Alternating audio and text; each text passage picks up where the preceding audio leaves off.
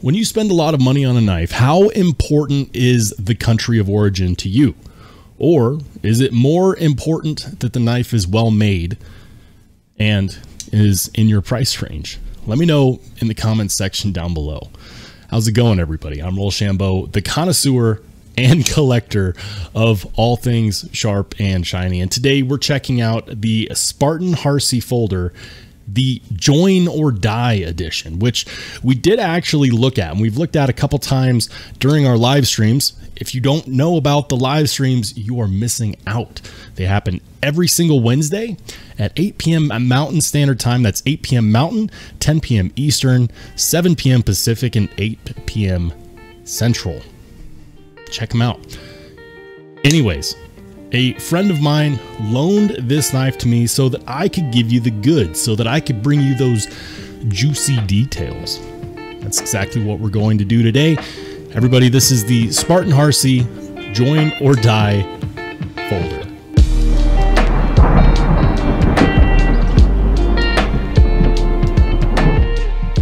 This is the Spartan Harsey folder Join or Die edition. And it is important to mention the edition because Spartan does a lot of different finishes, a lot of different engravings for these knives. You can get it in all different specs, which is cool because this is one of those knives that you're going to want. If you like Chris Reeves, if you like Strider knives, if you like Medford knife and tool, you got to consider a Spartan knife. The Harsey folder is one of their most famous designs, designed by William H. Harsey, and you can get it just how you like it. Now, let's talk a bit about this one.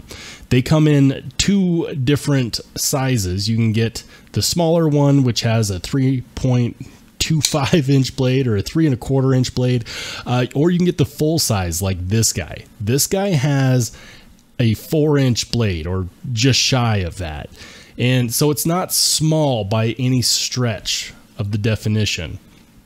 This specific one is a bit more on the bougie end because it does have the Damascus style blade. And of course, it is made right here in the good old US of A. Let's talk a little bit about the specs. Overall length is coming in at 8¾ inches. It's got a weight of about 6 ounces. In fact, I did weigh this. I've got the scale right here. I did weigh this. 6 ounces flat. You go to DLT's website, they'll say that it's 6.1. This one came in at 6 ounces flat. Let's go ahead and compare it against some other big knives. We'll go up against the Demco 8015, or excuse me, the Cold Steel 8015. There we go. As you can see, it's a bit longer than the Cold Steel 8015. How about up against another American-made knife that is probably a bad comparison since these are not super common for people's carries or collections. This is the Curtis Customs F3 medium slicer. Not really much of a comparison there. This knife is shorter and slimmer, but there you have it. There's some design language that I really like here as far as ergonomics are concerned. And I feel kind of weird talking about ergonomics considering that this specific spec of the Harsey folder is most likely destined to be a safe queen or, you know, a display case sitting knife. Personally, I would want one that didn't have Damascus only because I would probably want to carry and use this knife. Let's talk about the ergonomics though. You do have a slab style construction for the handle scales, which are full titanium with this nice deep engraving. You get jimping on the top of the blade as well as jimping on the top of the handle scales and jimping on the underside of the handle scales. It's kind of reminiscent of a Strider knife. You can bear down on it without feeling any hot spots. And that jimping is a bit of a sawtooth action, which means that it will be good with gloves on as well. It's not a small knife and it does not have a spot to choke up, although you could rest your finger there if you really wanted to. I wouldn't, just because there's not a whole lot of grip there and I don't want my finger to slip off and hit that edge. That's just me. Ultimately, it feels really comfortable because you get these nice cutouts and the chamfering on the handle scales does wonders for making sure that your fingers feel locked in when you're gripping this blade.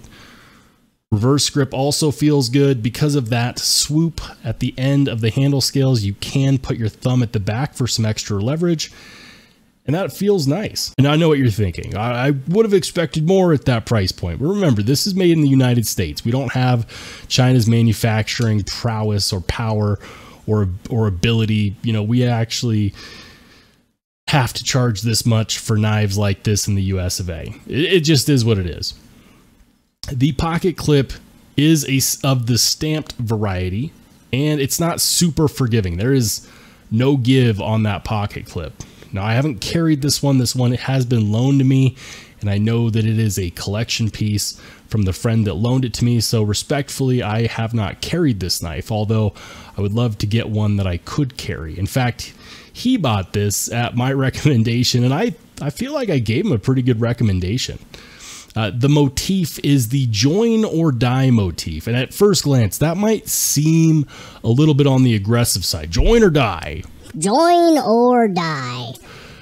But really, it just harkens back to Revolutionary War times. You see, that was a message that Ben Franklin put in the newspaper to help unite the colonies, to stir up the rebels and the rabble and, you know, fight against the motherland, all that good stuff. And it's really a nice piece of history, and I love to see that kind of thing on a knife that's actually made in the US, because if this was a foreign made knife, and I have nothing against knives that are made overseas in any country, as long as they're well made, that's what I care about, but on a USA made knife, it does feel appropriate. If this was a Chinese knife or Taiwanese knife, it would feel corny, but because it's from the good old US of A, it feels kind of appropriate. Let me know what you think in the comments section down below. Do you like that motif, or would you go for a different one? Spartan does a really great job of offering different variants and variations of that engraving. You could even get one with kind of a neutered look that doesn't have any engravings or special anno at all. And I think that's the one that most people would use as a user knife. And towards that end, I think that this is very good. It's got nice belly right here, a tiny bit of recurve, ever so slight, not so much that you'd have difficulty sharpening it, but just enough so you can keep in that cut. Whatever you're cutting is not going to slip out, and that's nice. It's going to be good for your utility cuts as well, and the handle scales make it so it's not too terribly hard to access the blade any way that you want. I really like this knife. A few things that I would prefer if the pocket clip was less stiff, and yes, you can do a stamped titanium pocket clip that's not as stiff. 100%. I'm not mad at the washers in the pivot. The washers in the pivot actually do help it as more of a user knife. Over time, the more this is opened and closed, the smoother those washers get. They kind of polish themselves out. It's the magic behind phosphor bronze washers, and washers do an excellent job of keeping dirt and dust and grime and grit out of your pivot, something that knives with bearings do not do as good of a job with. The pocket clip is of course reversible, and you do get this nice lanyard hole right there if that's your jam.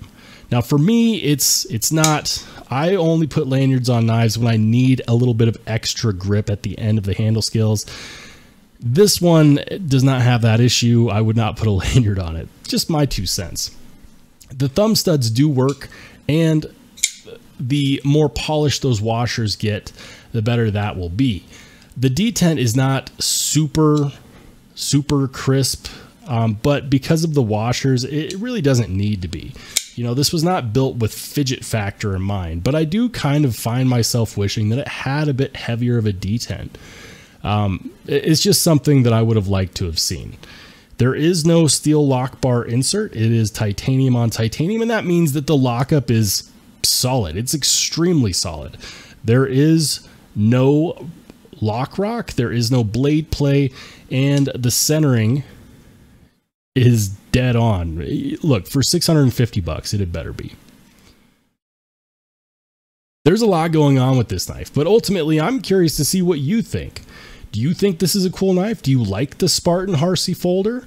Would you go for this motif, or would you pick up one of their other designs like the Warthog or the Witch Doctor, or you know, any other of the 500,000 types of anno/engravings that they've done? Let me know in the comment section down below. And if you liked the video, make sure to give it a thumbs up. If you didn't like it, well, you know what to do. And if you have watched this long and you want to see more videos just like this one, make sure you hit subscribe. I'm Rollshambo. I'll catch you on the flip side.